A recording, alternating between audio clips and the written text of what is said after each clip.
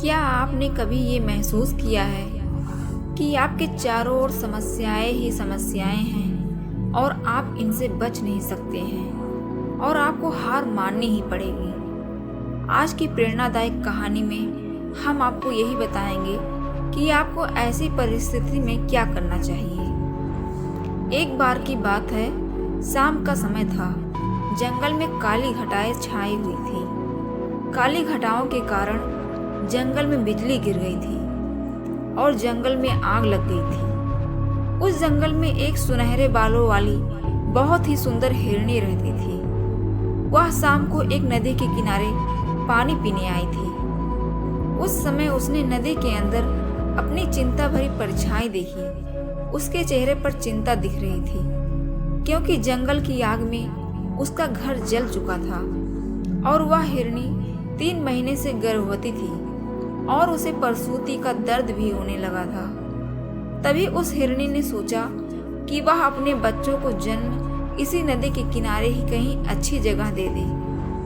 अचानक से हिरनी को नदी के किनारे झाड़ियों में से कुछ आहट सुनाई दी। तभी उसने तिरछी नजर से उस झाड़ियों की ओर देखा तो उसे एक परछाई दिखाई दी। उस झाड़ियों में एक शिकारी शिकार करने के लिए अपनी बंदूक में गोलियां भर रहा था।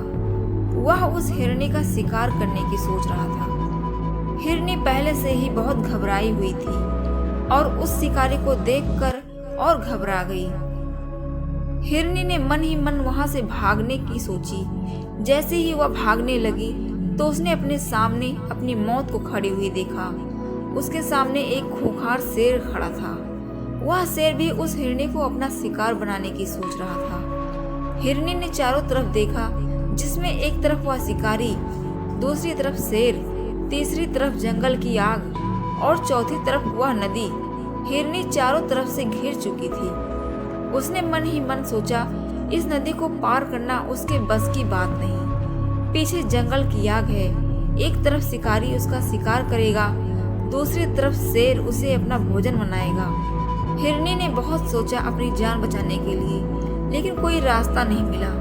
फिर हिरनी ने मन ही मन सोचा कि मरना ही है तो डरना किस बात से, मौत चारों तरफ है तो अब शान से मरेंगे। ऐसा सोचकर हिरनी सीना तान कर शिकारी के सामने खड़ी हो गई और आंखें बंद करके भगवान से इस जीवन के लिए शुक्रिया करने लगी और जीवन दान मांगने लगी। तभी शिकारी अपने बंदूक में गोलियां भर चुका था और वह बंदूक को हिरनी की तरफ करके कंधे पर बंदूक रखकर हिरनी को निशाना बना ही रहा था कि तभी एक अजीब सी घटना घटी।